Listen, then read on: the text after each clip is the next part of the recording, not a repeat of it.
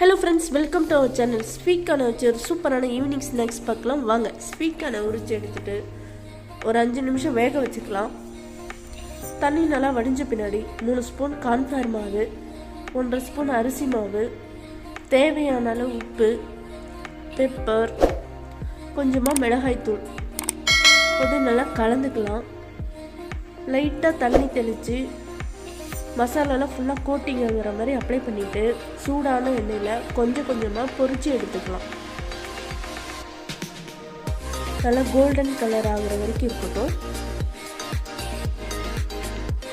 அதுக்கப்புறமா பொரிச்ச ஸ்வீட் கார்னில் கொஞ்சமாக வெங்காயம், சாட் மசாலா தேவைப்பட்டால் போட்டுக்கலாம், உப்பு, மல்லித்தழை, கொஞ்சமாக லெமன் சாறு பிழிஞ்சு விட்டு நல்லா கலந்து விட்டோம்னா சுவையான கிறிஸ்பி கார்ன் ரெடி.